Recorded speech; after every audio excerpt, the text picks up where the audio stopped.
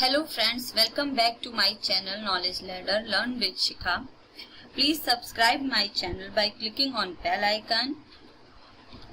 और ये है करंट अफेयर्स और आज है 1 जुलाई 2020 और आज के जितने भी करंट अफेयर्स के क्वेश्चन बनते हैं उनको लेके मैं आ गई हूँ। आशा करती हूँ आप सभी अच्छे होंगे। तो शुरू करते हैं आज का सेशन। सबसे पहले जानते हैं कल के बोनस क्वेश्चन का आंसर। मलावी के नए राष्ट्रपति के रूप में किसको नियुक्त किया गया है? तो आंसर है इसका लिजारस चेक्वेरा को।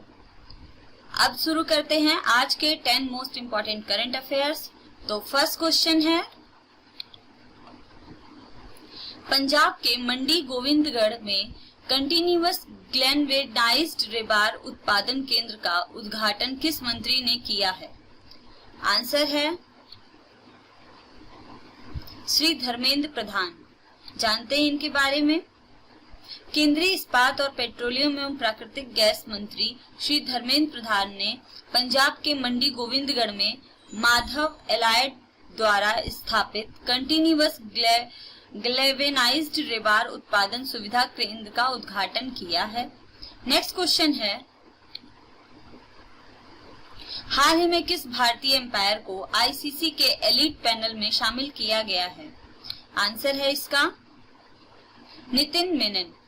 जानते हैं इनके बारे में।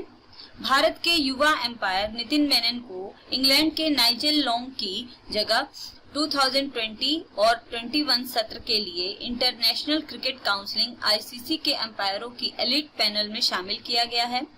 ये 36 इयर्स के मेनन जो हैं वो 36 इयर्स के हैं।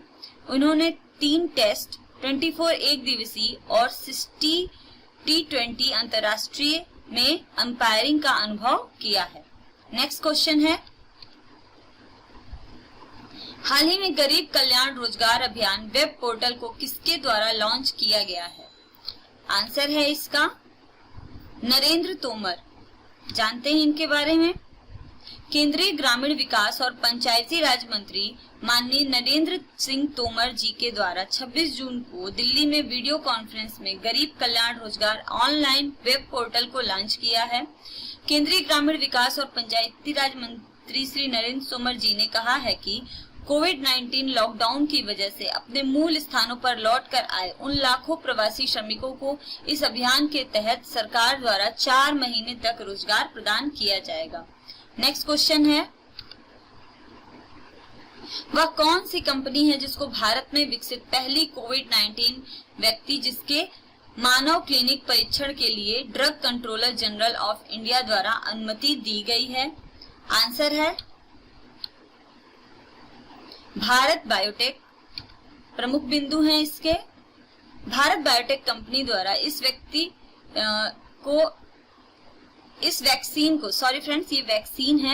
वैक्सीन को भारत चिकित्सा अनुसंधान परिषद तथा राष्ट्रीय विषाणु विज्ञान संस्थान के सहयोग से विकसित किया गया है। इस वैक्सीन को फेज 1 एवं फेज 2 ट्रायल के लिए मानव क्लिनिक परीक्षण की मंजूरी प्रदान की गई है। फ्रेंड्स, इसमें ये जो व्यक्ति लिखा हुआ है ये वैक्सीन है। ये टाइपिंग एरर हो गया है तो माफ करिएगा। नेक्स्ट क्वेश्चन है, हाल ही में किस केंद्र शासित राज्य में प्लाज्मा बैंक बनाने की घोषणा हुई है? आंसर है इसका दिल्ली। जानते हैं इसके बारे में।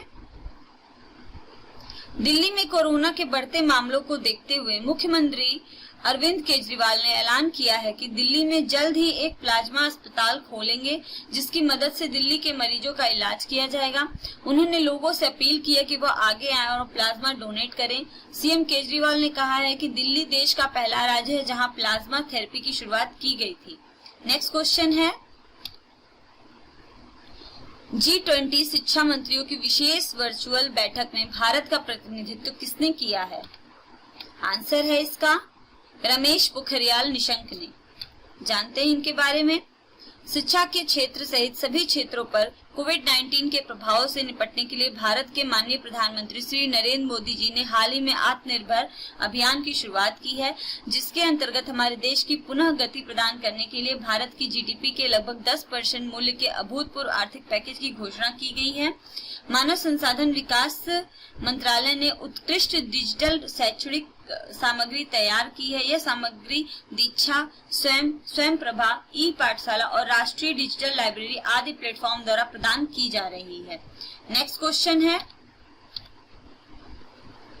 हाल ही में 30 जून 2020 को कौन सा अंतर्राष्ट्रीय दिवस मनाया गया है? आंसर है इसका अंतर्राष्ट्रीय संसदीय दिवस। जानते हैं इसके बारे में। 30 जून को विश्व स्तर पर इंटरनेशनल डे ऑफ पार्लियामेंटरिज्म यानी अंतर्राष्ट्रीय संसदीय दिवस मनाया जाता है। यह दिवस संसदों की उन प्रक्रियाओं को चिन्हित करने के लिए मनाया जाता है जिनके द्वारा सरकार की संसदीय प्रणालियां दुनिया भर के लोगों के रोजमर्रा के जीवन को बेहतर बनाती हैं।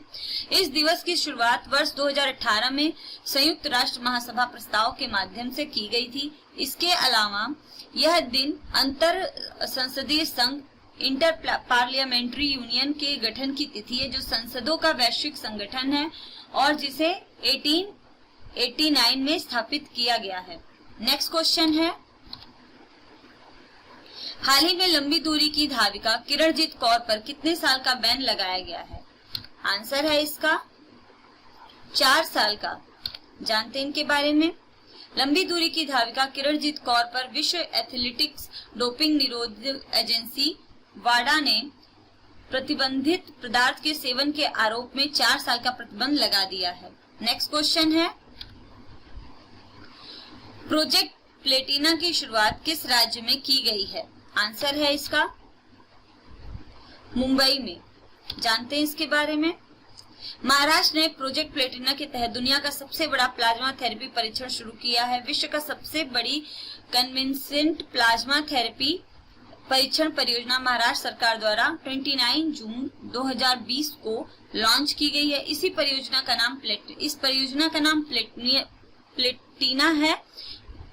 सॉरी फ्रेंड्स, यह परियोजना महाराष्ट्र के मुख्यमंत्री उद्धव ठाकरे द्वारा लॉन्च की गई है। नेक्स्ट क्वेश्चन है, हाल ही में बेट 2020 ह्यूमैनिटेरियन अवार्ड से किसे सम्मानित किया गया है? आंसर है इसका बेयोंसे को। जानते हैं इसके बारे में।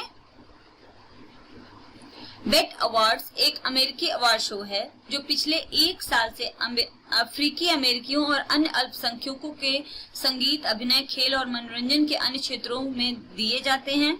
बेट अवार्ड्स की स्थापना 2001 में ब्लैक एंटरटेनमेंट टेलीविजन नेटवर्क द्वारा की गई थी। पॉप स्टार बेयोंसे को उनके हाल के कोविड-19 राहत प्रयासों, मोबाइल टेस्टिंग पहल सहित अनेक बियॉन्ड फाउंडेशन के साथ मिलकर लंबे समय से किए जा रहे लोक हितैषी कार्यों के लिए सम्मानित किया गया है। फ्रेंड्स, कंप्लीट होते हैं आज के मेरे 10 मोस्ट इम्पोर्टेंट करंट अफेयर्स। अब जानते हैं आज का बोनस क्वेश्चन। तो क्वेश्चन है, अंतर्राष्ट्रीय एस्टेरॉयड दिवस किस दिन मनाया जाता है? इसका जवाब आप कमेंट बॉक्स में कमेंट करके दीजिएगा। और अगर आपको मेरे क्वेश्चंस पसंद आते हैं तो मेरे चैनल को लाइक कीजिए, सब्सक्राइब कीजिए और शेयर कीजिए। Thanks for watching. बाय।